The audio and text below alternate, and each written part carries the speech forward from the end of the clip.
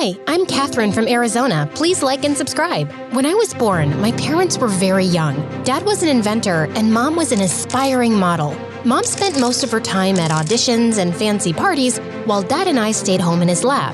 The two of us would go from business to business trying to sell Dad's inventions, but no one ever bought anything. I love that Dad let me help with his experiments, even though I was clumsy. Like once when I was 7, I tripped over my shoelace and ended up spilling some beakers, and the whole lab stank of rotten eggs. Nobody could pass by our house for a week without gagging. Another time, I left a burner on the lab and went to the park, and by the time I returned, I found a fire brigade outside the house.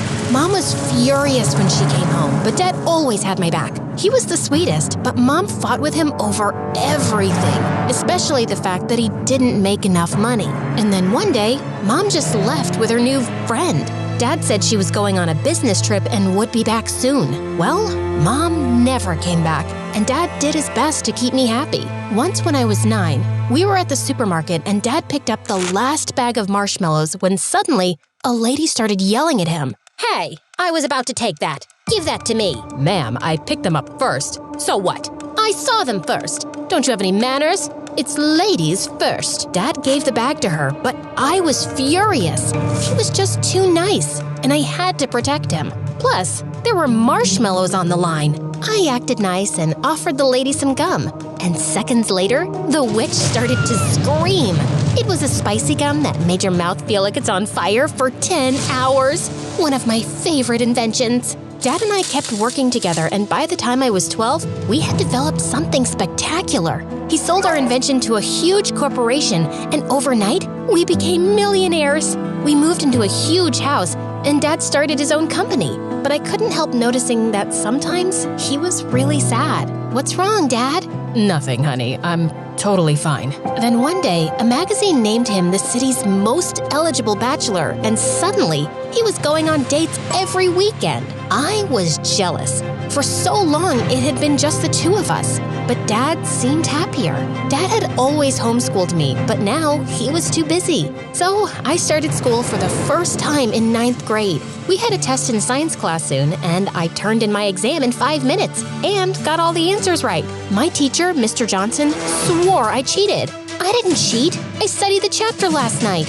I stood up and recited everything from the chapter word for word. Mr. Johnson was stunned and immediately apologized. After that, he was much nicer to me and even asked me to assist in class. Soon, I was even tutoring kids after school, and people called me a genius. Everyone loved me, except for a kid named Gabe. Gabe and I had competed against each other on the school's debate team. Every time I came in first, and he came in second. Later that year, Gabe and I competed in the science fair. The teachers were really impressed with Gabe's project. That is, until they saw mine. I won first place, and Gabe came in second. You think you're so awesome, don't you? Well, you're not. Things are just easy for spoiled brats like you. Excuse me? You heard me. You're a billionaire's daughter. You have everything handed to you. People only love you because of your money. Your dad probably buys you the first prize every time. I didn't want to admit it, but his words did hurt. I knew Dad gave a lot of donations to my school. Did everyone just like me because of my father? A few nights later, Dad brought home a pretty blonde woman. "Catherine, this is Layla. She's my new friend." The next thing I knew, Layla had moved into our house. Dad was head over heels for her. He showered her with gifts and followed her around like a lovesick puppy. Ew, can you two get a room? Layla was the worst. First, she threw out all my favorite foods. She painted my room bright pink, and on one occasion, she dragged me out of the lab to take me to her stylist. "You're such a pretty girl. Don't hide your face with all that hair and baggy clothes." "Wow, honey, you look like a clown. Layla is the worst." "Don't be rude. She's just trying to help." "She's ruining everything." After a while, I hardly recognized our house anymore, and Dad spent all his free time taking Layla shopping and on romantic getaways. I didn't trust her one bit.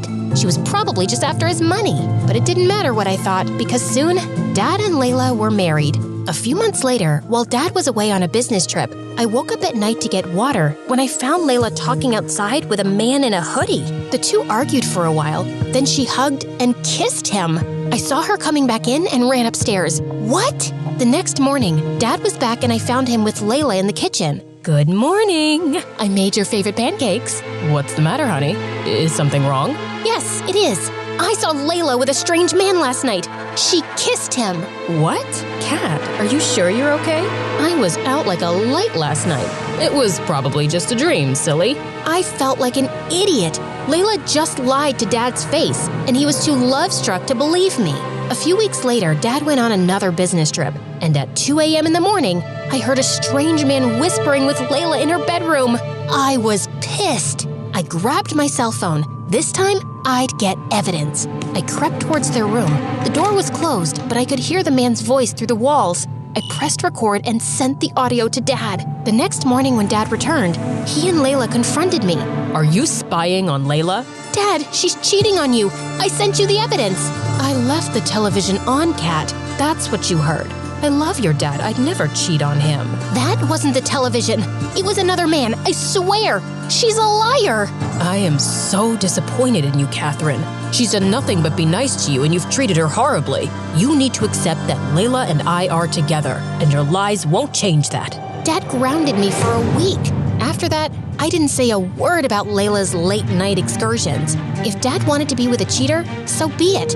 I focused on school and preparing for the next big debate competition, but I noticed that Gabe wasn't there. He wasn't my favorite person, but I started to worry when a few weeks passed and none of the teachers or students knew why he was absent. Then I remembered that Gabe worked at a local deli after school. One afternoon, I decided to stop by the deli. I saw Gabe at the counter looking like he hadn't slept in days. Gabe, are you okay? What are you doing here? I was just worried about you. I brought you the homework you missed from class. Why are you being nice to me? No one's ever nice to me. You might be my nemesis, but I still care. Suddenly, Gabe burst into tears. He told me about how his mom was sick and he was working day and night to pay for a special surgery she needed. I'm scared I won't be able to raise enough money in time. I can give you the money. I don't want your charity. It's not charity. Consider it an investment. Competing with you keeps me on my toes. Gabe accepted the money, and a week later, he ran up to me and gave me the biggest hug. Whoa, I can hardly breathe, buddy. Mom's surgery was a success, and it's all thanks to you. Also, I'm sorry, Catherine. It's not true that you win everything because you're rich. You're just better than me, and I know that. Soon, Gabe and I started spending all our time together.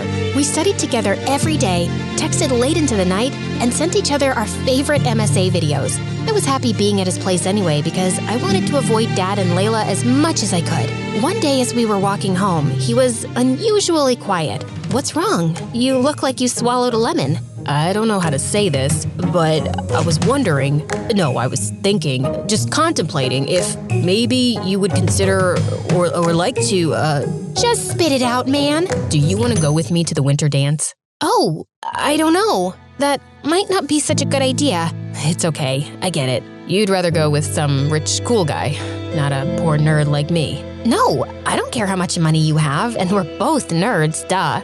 It's just that I'm a horrible dancer. I'd probably embarrass you. You'd never embarrass me, Catherine. You're perfect.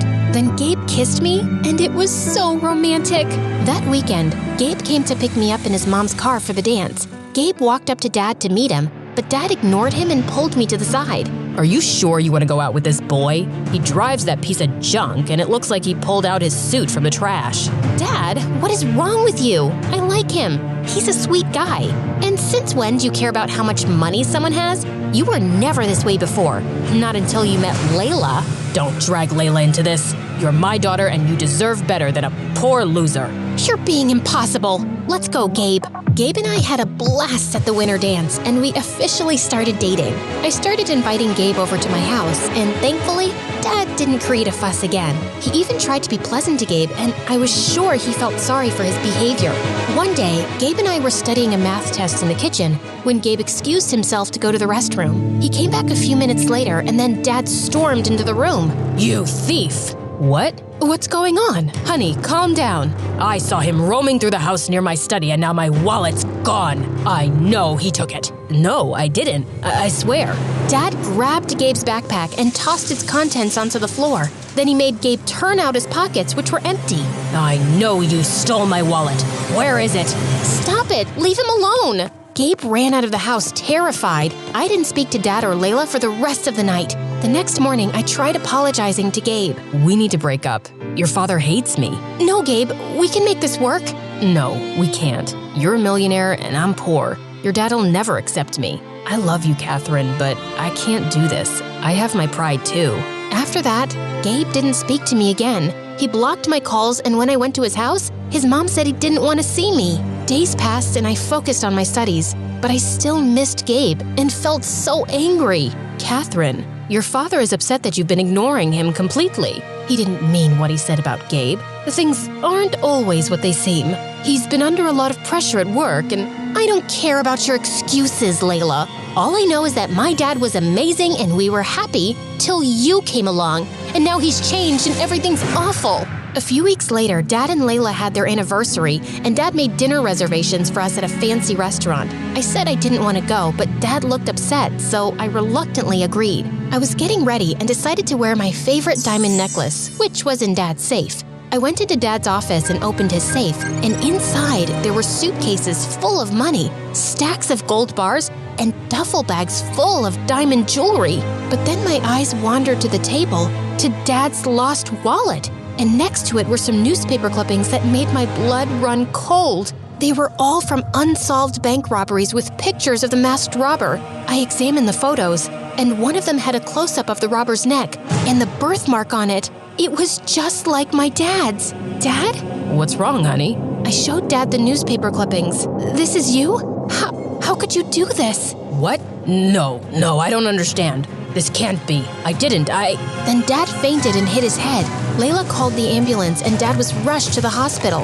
I sat in the waiting room while Layla spoke to the doctors. Then she asked me to come into Dad's room. Layla and I have been keeping a secret from you. I have dissociative identity disorder, also known as a split personality. I struggled with it when I was younger, and I had it under control for years. I was his psychiatrist and fell in love with him. He was good for a while, but then his condition got worse. That was your dad in the hoodie outside the house that night, and he was the one you heard in the bedroom. He was supposed to be out of town getting treatment, but both times, he came home acting strange and saying things that didn't make sense. He didn't ever let me tell you because he didn't want you to worry. I have no memories of the robberies, Kat, I swear. I didn't know things had gotten that bad. I'm so sorry, honey. I hugged my dad and Layla. I felt so bad for Dad and for how I treated Layla. Dad was released from the hospital. The judge decided not to press charges for his crimes, but ordered him into therapy, and we returned all the stolen goods. Layla and I supported Dad through his treatment, and a few months later, the doctors released him from the psychiatric facility. And over this time, Layla and I grew closer. One day, when I got home from school, I opened the door to see Gabe and my father standing inside. Layla told me I chased your friend away, and I've apologized for how I treated him. I'm sorry for the pain I've caused you both. I would never stand in the way of your happiness, Kat. Thank you, Dad. Gabe rushed over to me and kissed me, and from then on, he never let me go.